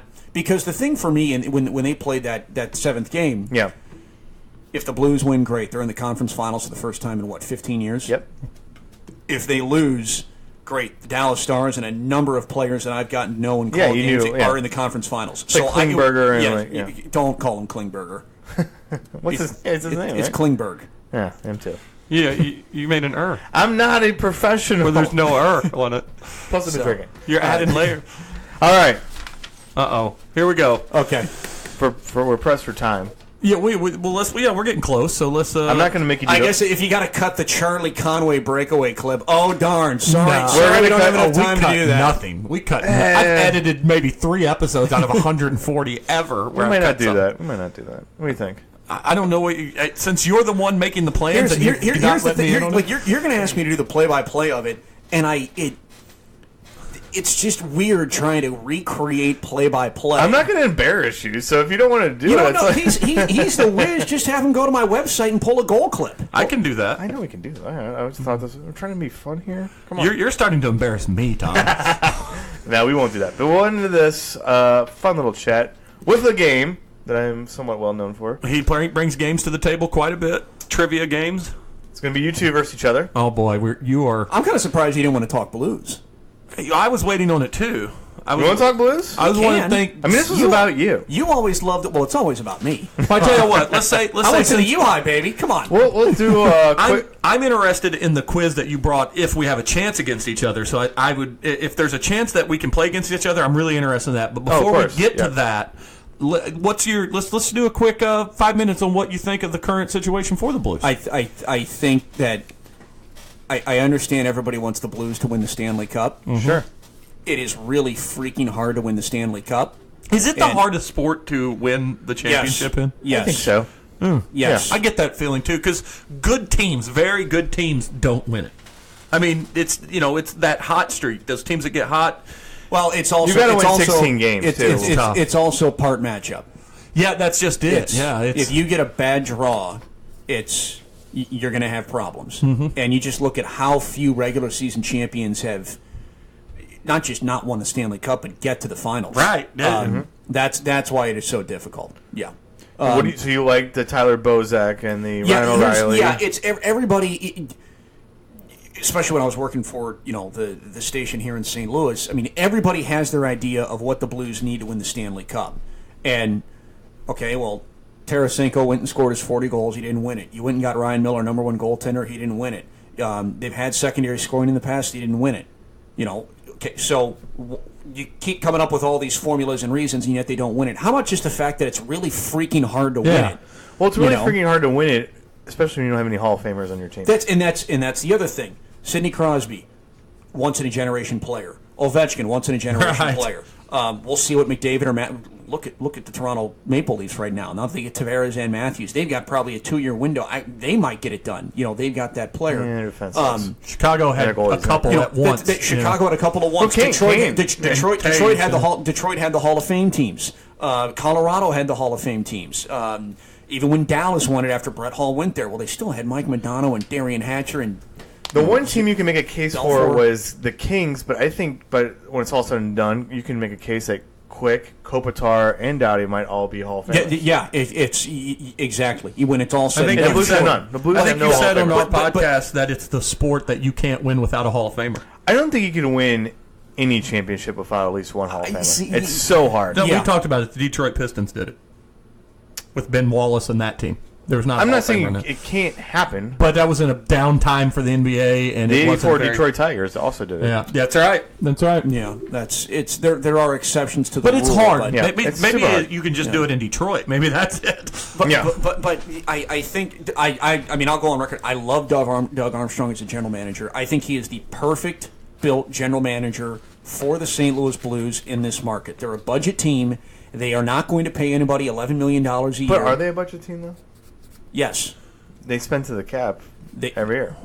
They do, but they don't have that $11 million. They cannot afford to pay that player $10, $11, $12 million a year. Like if they actually got in on the Tavares sweepstakes, I was going to be really curious to see how that played out. Well, let's see how things go with Petro here in 2 years. And if they switch to that and they go for that, great. But right now where they are, because they don't have that albatross of a contract, are they going to win the Stanley Cup? I don't know, but I don't think you can find a better 1-2-3 center setup. Sure. Between O'Reilly, Schenn, or Schwartz, whoever you're going to put in the middle there, and then Bozak is the third.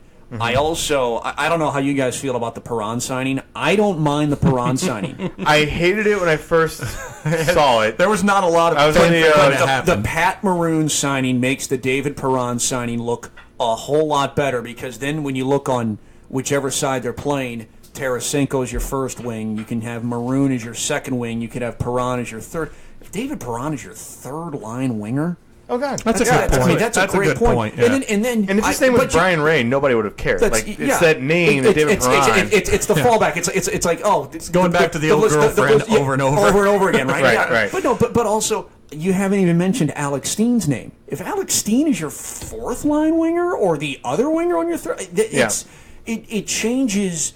The O'Reilly pickup and the Maroon pickup really change the forward. How big is the O'Reilly signing? I think it's huge. Big. But I mean, in not just to a St. Louis team, is that a big? I mean, that's a big move for any team, right? Yeah, he's top 15 or 20 centers in the league, probably. Yeah, which is good. And the Blues never have centers. Yes, we always try to plug somebody into. It's close to a team finding a starting quarterback you can count on in football, right? But pretty close. It is the equivalent in a lot of ways of getting like an Alex Smith. Oh, yeah, that's what I mean. I'm not saying you're getting Tom Brady, but you're getting a guy you can count on. Absolutely. Right. Yeah. Okay. It's Ryan O'Reilly can be a number one on a lot of teams, kind of in the bottom tier. Mm-hmm. But if he's your number two on a good team, that's deep. That's deep. Man. Okay, that's really deep. And then, but it's going to come down to Jake Allen. Jake Allen, I think Mike Yeo as well. I don't think he is a top tier coach. Did you say top tier coach? Jake Allen's a goaltender. No, he said I'm Mike talking Yeo. about Mike. Okay, those Mike are the Yeo, two X factors. I didn't hear you say Mike Yeo. Yeah. Okay. Yeah. Sure. Yeah. I think it's going to come down to, can Jake Allen steal the one playoff game or the one playoff series at the moment the Blues need? He's done it. I'm not worried about Jake. I'm a honk for him, though. I will totally admit it. But He's done it. He stole a series for the Blues. When I was and he was not the reason they lost the Nashville series either, or really any series. Well, no, that Nashville series wasn't their power play 1 for 9. Oh, yeah, it was awful. And that's what's good about having O'Reilly. Yes. When I was in Minnesota for work last year, and I was up there, and I had a night to myself. So I'd go to a bar, and people would ask, I'd shoot the shit with the bartenders and stuff, and I'd tell them I'm from St. Louis. Oh, you're a Blues guy. I'm like, yeah. They're like, yeah, you guys are having definitely a Mike Yeo season. I mean, this is what happens with Mike Yeo teams. There's highs and big-time lulls. Yes. The power play under him is traditionally here's the funny thing, though. With the exception of maybe, let's say, 5 teams, every team has highs and lows. Oh, yeah. And I'm telling you from experience, we were, but it's always worse with your team. That's the thing. It is always. You're right. It is always worse with your. Our team in the AHL, we thought we were a 4th place team at best, and the top 4 make the division. And then right in the final 3 weeks of the season, one team had a historical collapse, and then 2 other teams above us just sort of played 500 hockey, and we caught a heater. Where we won, it's just a little chunk out of, a little bit bigger dose of games. I don't know if it was like 6 out of 9 or something like that. We didn't go on some 15-game win streak to propel ourselves. We just 2 teams had their lows, or 3 teams had their lows at the end.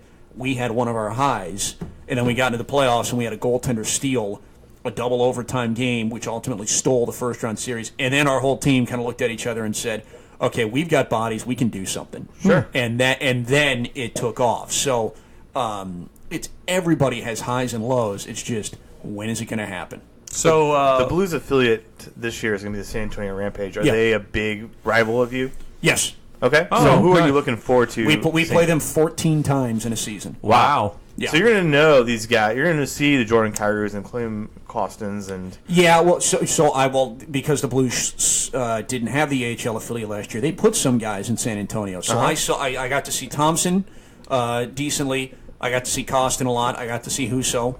What do you think of Husso? I don't know yet. Okay. He was arguably the best rookie goaltender in the AHL. Not the best goaltender, the best rookie goaltender in the AHL. And Still a good badge. And he stole some games. That's 1 year. Sure. So can he do it for 2 years? Can he do it for 3 years? I would not be shocked if he got a game next year with the Blues. I think he's going to take that job from Chad Johnson. I don't know the metrics on Husso. There is just in today's NHL, and there's no reasoning behind it. There's just goaltenders that are 6'2" and shorter get looked at funny. Huh. Sure. Wow. They do. I can't explain it. It's similar to the way that maybe a quarterback that is 6'1" or 6'2" is going to get looked at funny. Yeah, if you're not 6'4", you can't see over the line. I can't throw a pass. Yeah, exactly. And so it's almost like they have smaller windows of time to prove it. Just because they don't fit a prototype sometimes. Drew Brees is the most exception in that. I mean, can't argue with his stats, but even he had to fight for it. And look at your parent club taking Ben Bishop last year, who had a kind of year. Dallas had a meh kind of year. Yeah. So let's wrap up though the Blues thing. So you feel good about going into the season? I'm not saying that they'll win the cup. You just think that they're doing the right things. Yeah. It's hard to tell with this guy, being a friend with this guy, because he dies every day. I think the St. Louis Blues are a playoff team, but they play in the hardest division in the game. Yeah. And that's life. Yeah. The key will be to get the 1 or 2 seed in the Central, because it's going to be the Blues, Predators, and Jets. That's going to be your top 3. The other teams are all step back.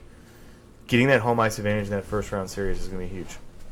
Well, huge. Fingers crossed. What do you got for games? Let's play a game. Let's see who gets to the playoff in our version of this is the head competition. Shamelessly stolen from the Adam Carolla podcast. Oh, the Rotten Tomatoes game. Oh, I love this game. Okay.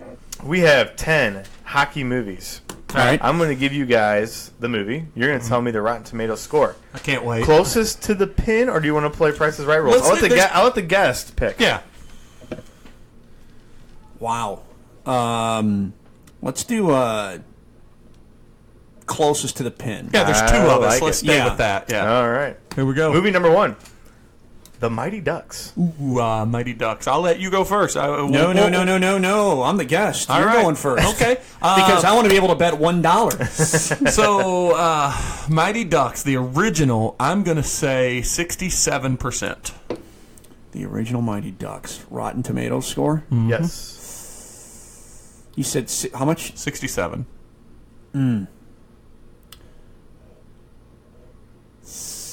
71. Oof. 18%. Wow. I thought tough. that was a That's- beloved movie. No, but you got to think about it. The 12-year-olds that watch Mighty Ducks are not going on Rotten Tomatoes. Right. That's That's the tough true. thing. The audience score is a lot higher than the 18%. I wonder what is the audience, I wonder. Did you write it? You didn't. I didn't write it, but Okay. It's So this Rotten is the critics. Tomatoes score. All right, The it's a aggregate critic of score. critics. Yep. Yeah. Got it. So All right. Jeremy takes the first square on that one. What was the audience score? It's like, is it in the 60s? Oh, so yeah, that's kind of where I thought it would. Yeah. All right. So Movie number 2. Mighty Ducks 2. D2. now you get to go. You want me to go first? Yeah, we'll alternate. Now, are these all tomato scores, or is it Yes. like the These are all Rotten like Tomato critic whatever, scores. the green splattered icon, like when Yep. it's really bad. Yeah. Yep. That's, Yep. Okay, these are all true These tomato are all scores. the critic scores, yep. 7. I'm gonna go. I was gonna go 8, but since you went 7, I'm not doing it to you. I will go 10%. 21%. Are you kidding me? I know, I was shocked. Terrible. D2 is a piece of garbage. They're all really bad, honestly. Yeah. So we got 2-0 Jeremy. Let's go shake their hands. You're not gonna keep doing the Mighty Duck movies, are you? Mighty Ducks 3 Oh is our my next God. movie. So my turn. I'm gonna. But the thing, my favorite part about Mighty Ducks 2 is when they have the penalty shot with Gunnar Stahl from Team Iceland. Yeah. And he triple dekes at like the blue line and then stops and winds up for a slap shot. Yeah. Nobody. So wait, that didn't bother, or that bothered you? But Gordon Bombay putting in Julie the Cat, the cold goalie for Goldberg. Which, by the way, She was due. She has the hot glove, right? Yeah. And he knows this kid's move. Triple D glove side. But then she makes the glove save and stands up, and nobody is cheering in the arena, and he's looking like, did she save it? When the red light would have gone on, everything would have been instant, everybody would have known what happened. Like it's. Or how about the whole thing with the goalie being changing uniforms real quick? Oh, quick knuckle change? puck time. Yeah, Keenan and Kel in the house. That movie's fucking garbage. All right. So Mighty Ducks 3. So Mighty Ducks 3. I'm gonna I want to go- talk about this little rant here quickly. Gordon Bombay is on the cover of that movie. He's barely in the movie. he's got a He's cameo in at for the like end. 5 minutes. Yeah. And also, Coach Orion was a way better coach than Coach Bombay. Right. He realized that. Not to mention, Goldberg sucks. he was wonderful in like season 5 of 24, 20 years after that. Is he movie really came in out. that? Oh, he's in one of. That's he's fantastic. He's like 4, 5, or 6. He's in there. Yeah. All right. I'm gonna go low on 4% with this one. You know what? I'm gonna stick with my lucky 7s. Inexplicably. I can't say that word. Inexplicably. Yeah, there's 2. Mighty Ducks 3 is 20%. Oh, so wow. Brian That is- takes a point there. That is so bad. All See, right. this is why we should have done audience scores instead of critic scores. That's right. All right, I'm sure Brian. there's great camera shots and angles that make that movie so wonderful. It's like, no, it's awful. Actually, Mighty Ducks 3 is not a bad movie. Oh my God. Stop talking. Get to the next film. It's got Paul Curry in it, goddammit.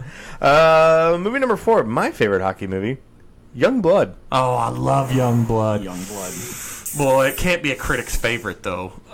It would be your turn, sir. Pretty boy. 16%. I think it's a little more beloved than that. I'm going to say 35%. 38% with Young Blood. Ooh, that sounds right. All right, next movie, Slapshot. Oh, this is a tough one. This is maybe the most beloved hockey movie. The audience number is going to be through the roof. Yeah, but people that don't like hockey love this movie. So it's my turn. God, I want to go 90s, but that doesn't seem right. But I'm going to stay. I'm going to go just under. I'm going to go 89%. 89%. I think over time it's picked up steam, but Right. you went 89. Yep. I'm going to go 79. 79. Jeremy takes it. 83%. No, I don't. I can't don't. do That's math. it. Closer to pin. Yeah. No. 4 points. That's right. Do math, buddy. Yeah, that was. I didn't want to be a math teacher like you because I can't do math. Wow. But still, that's a critic score. That's a good score. Yeah. All right. Slapshot. I mean, Solid movie. Slapshot 2, is that coming up now? Slapshot 3 had one of the Baldwin brothers. I think it was Stephen Baldwin. Slapshot 2, yeah. It's 2, yeah. It's 2? All right. The next movie on this list. What's the score for the audience? It is 3-2 at the halfway point. I didn't do tiebreakers. That's going to be a little bit of an issue, possibly. Miracle. Oh. Is it me? It is you. 91. So Miracle's going to be good, but is it Slapshot good? I'm going to go 79. 80%. Oh, yeah. Yeah. We want to do a little thinking there. Yeah. I was doing the math like, wait a minute, I'm a point off. All right. I love Miracle. I can watch it all the time. Mm-hmm. So you got 4-2. At 4-2. Goon. Oh, I love Goon. But it's an indie favorite again, so 31. I'm just going to go even 40. 82%. Goon's a good movie. It is a good movie, but I just don't. How many people watched it? You know, I think it's because it's like, a hockey movie with Sean William Scott. This is going to be terrible, and then you watch like, who's that bad? And even more importantly, Liev Schreiber, who's amazing. He's so good in that. Yeah, he's so good in that. Smoking his dart. He's got his pancakes. Let me tell you something, kid.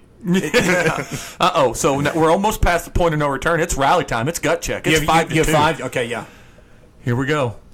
Mystery Alaska. This is maybe one of my favorites. This is my tops. It's one of my favorites. Mike Myers alone in this movie is my tops. Little Richard. Unless you play with a big heart and a big bag of knuckles, you ain't got Dinky Jew. I love the fact that when I love the greatest cinematography ever is when the Rangers are going by them and they're all 1.5 feet taller. Oh yeah. But then when they're on the ice, they're all roughly the same size.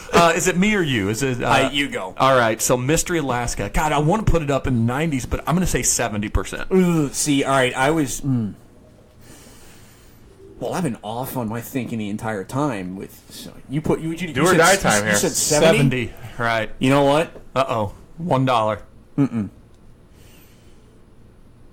I feel like it'd be like in the 60s. That was my other. Yeah, that was in that range. I was gonna. You know what? The number. I just went 61%.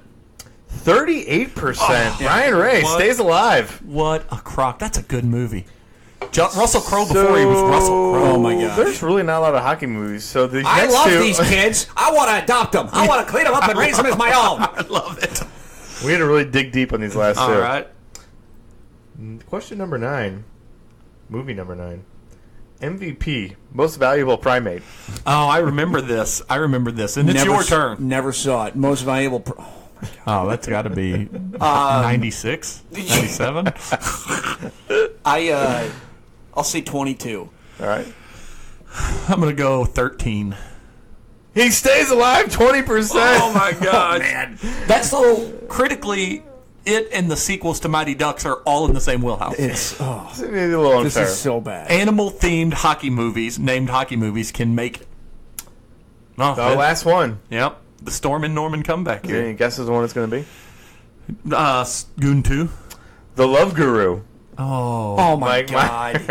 That's a hockey movie? Yeah, honestly, because he's got the one guy who plays for the Maple Leafs. And it's Jay Roach and Mike Myers. And I know the movie. I just have Justin Timberlake playing for the Leafs? Oh, all right. So that movie is hot garbage. Isn't the other guy? The guy from 40-Year-Old Virgin who looks at his peripherals. Look at me. I'm looking at you, but I'm not looking at you. My peripherals. My peripherals. Yeah, it's him too. And the coach is Vern Troyer. Yeah. Oh man. Okay, here we go. So, Love Guru, Manishka Hagate. Is it you or me? I think it started with me, so even number should be you, but I figure, I guess, since I've got the lead, maybe I get the advantage. Sure. I don't know. Love Guru, 48%. Bold move, Cotton. Look at you going right down the middle. Almost. Right. All right. I got a 50-50 shot at this, basically. You do. You said 48%? Yes, sir. 46%. Call him the comeback king. It's incredible. What was it? 13%. I knew it was going to be low. It had to be low. It's hard to say on those movies because of what people still love Mike Myers, but we got to get a tiebreaker. Yeah, we're going to do Goon 2 for the tiebreaker. Oh, I like it. Goon 2 for the tiebreaker. I didn't even see Goon 2. And this would be you.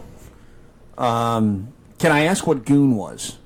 Goon was a 82%. 82%. I feel like you got a 10% margin of sequel. Yeah, that's... I'm going to say 64%. Okay. Oh, boy. I'm going to play it close to the cuff like you did, and I'm going to say 67%. Brien Ray! What a comeback! The win, what was it? It was 42%. Yeah, I think this is the first time I've lost the Rotten Tomato game. Yeah, I think it is the first time I lost the Rotten Tomato game. Yeah, good job. You high, baby. Of course. all that hockey movie watching. So where's that? I got nothing else. What do we got? An hour and a half? Yeah, that puts us just over an hour and a half. I appreciate Brian. Brian, thank you for coming on the show. I've been bugging you for 2 years to be on. I know, and you finally got me on. So when does work kick back up for you? It never stops. But, Right. Really, my world will start to close down after Labor Day. Okay. So that is when we'll start. Enjoy your time off. Yeah, for it's. I mean, I'm still in the office. I'm basically taking 3-day weekends between now and Labor Day. Has there been an increase in season tickets since the team's success? I don't know. I don't do ticket sales, so I don't ask a lot of those questions. I'll just let the business people and the ticket people handle that. Sure. And then if they need something from me, or they need answers, or if I need to talk some season ticket holder off the ledge that's like balking at whether they want to renew or not, then they call me out of the bullpen. That's really something you have to do, huh? I had to do it a couple times last year. Yeah, you're the closer. And it's some people, they just, if you just lay a few things out for them, what's going on with the team and why, maybe they're like, okay, well, maybe I'll give it one more chance. Or more than anything, I appreciate the effort and the attention you guys are giving me, so I will renew. Do you think it helps that the University of Texas sports right now are kind of on the downswing? Doesn't matter at all? It's very simple. The Cardinals could go 1-161, and they're still going to have more attendance than anybody or half the major leagues. Same thing in Austin. Sure. It is a UT pond, and UT's the big fish. Huh. They don't have like a... I know they don't have a Division I hockey team. They have They've got a club hockey team. Yeah. How do they draw? No clue. They don't. they used to play in our arena. Now they play somewhere else. I don't know if that was a financial thing or a convenience thing or whatever. I'd love to have their club hockey team playing in our arena again. Yeah. It should be kind of cool. Yeah. You guys, full? 2/3 full when you have a regular season game? Against the Iowa Wild? We're already at an hour and a half. It depends on the time of the year. All right, we're going to get eaten alive on Friday nights, October and November. Makes sense. Yeah. We're going to get eaten alive. Do you try not to schedule games? Saturdays are tough. We do, but... we can't call the league and say, "Hey, make a special exception for us. Don't give us any Fridays for 8 weeks to start the season." Sure. And Saturdays, if UT's in prime time, we may take a hit October, November, and if they're going to a bowl game, there's going to be a game in December that's going to happen. So we usually our attendance is going to draw a little lower up until the start of the new year. Then, really, once the Super Bowl is done, we really start to see an uptick. That makes sense. Sure. That makes sense. Yeah. As long as all the people that are dotting the I's and crossing the T's are realistic about it. Now, for us, I think the conference finals and the finals this past year, I think we sold out every home game. Nice. That's awesome. People get on the bandwagon. Yeah. And what's the capacity at the area? So we hold basically 6,800 and change, 6,900. But the great thing about our arena, it's a concert venue as well, so the sound is actually really good. Oh, nice. But that reverberation is great. When you get a crowd in there, it is so loud and obnoxious. Texans just fired up to see their team. It was the atmosphere of the Calder Cup Finals was phenomenal. Do any of the games ever get broadcast on TV? In the finals, we did have the games on Fox Sports Southwest. During the regular season, we have not had games televised. I think there has been, I wouldn't say hard discussions about that, but it is kind of like, it's on the bulletin board. Yeah. Now, whether it gets covered yet or other priorities, things like that, but I would say it's sort of just on the very long list of things to look into. Well, live sports is like the thing that drives revenue. But also for hockey in particular, hockey doesn't translate to TV well. It will never be a high-rated... You cannot say that because you are a hardcore hockey fan. High definition helped it, but Yes. not much. The casual fan that tunes in is what drives up that extra ratings push. I hear you. Okay? Makes sense. Yeah. So hockey doesn't translate to TV well. The game sells itself live. Now, the great thing is if somebody watches it live as a casual fan and gets hooked, now you've got them. Sure. All right. Well, the reason I ask is because here in St. Louis now on KPLR, they have St. Louis United, or FC St. Louis, whatever they're called. St. Louis FC. And that's AA soccer. It's now on a broadcast network. Yes. Lack Now, of a better word. I don't Does know. Austin have a KPLR? Could we do that? Yes. But is there one in Austin? Yes, there is. Okay. But any time, any market, any sport, any whatever, when it comes down to televising, the one defining issue is who's paying for the production cost. And I'm guessing in minor league sports, they're probably paying to get on the air. Yes, but it's specifically with TV. Who's paying for the truck and the staff and the cameras and the time? Gotcha. Or is it a 50-50 split? Does the station want to eat up a lot of it and try to sell their own advertising? There are so many defining factors. Like anything in life, it comes down to money. Absolutely. Right. Well, I tell you what. Let's wrap up with this. You told us a very good story. Like I said earlier, it almost fits a good narrative in Hollywood. But had you finished with when you are in NHL, then it would be a great story. But do you have one tip of advice for someone that's wanting to get into broadcasting? So Dan Patrick tells everybody don't do it. And Doug Vaughn does as well. But it's if you're going to do it, the earlier you get started, the better shot you have, because you need to get comfortable in front of a camera or on a microphone. You need to, it's not develop a personality, but you need to be comfortable with yourself. Yeah, with your personality. Yes, and who you are on camera. And video doesn't lie. Video shows everything. That's so right. So if you can start doing little high school games when you're a high school student and then go to a college, and a lot of people think you got to go to Syracuse or Mizzou or a top journalism school, and those are great schools to go to. I think for me, specifically calling hockey play-by-play, I went to a small school, and I got to call every game. Yeah. I had 50 to 60 hockey games under my belt in the final 2 years. I know a guy he went to Penn State, and he was telling me how excited he was. He was going to get to call 4 football games his senior year. And it's like, really? That's not practice. Yeah, but it's Penn State. Everybody wants to call football games. So, going to that, depending on what you want to do, you have to research, you have to look to find opportunities. You have to get reps. Go get reps. And that's why the earlier you can start, the more reps you can get, and you can get a head start on things. What's amazing is Kelly, my wife, makes fun of me because sometimes when DeSmet is playing a big playoff game in any sport, their Twitter feed will have they call it DESN, and they have these high school. I mean, God bless them, they're terrible, but these kids are getting reps in for high school football and high school soccer games. Everybody's terrible. Yeah. I listen. I don't listen to them anymore. I listen to like college stuff. I'm like, oh God. Yeah, this is so bad. Yeah, there's some bad ones out there. But speaking of bad play-by-play and bad color, the way we sign off on every episode is going to make you happy because you've never heard it. But before we do it, I do want to say thanks. I know you said you were just in time, so you gave us a good amount of time, a little longer than you probably anticipated because Tom likes to chitter-chatter. But I like to chitter-chatter. I know. But so I think you're going to enjoy the way we sign off this episode, Tom. Let's go, Blue! There's usually 2 other people, but for now, I just play the music, so we're done. You're such an idiot. Yeah, that was good. Oh, that was good.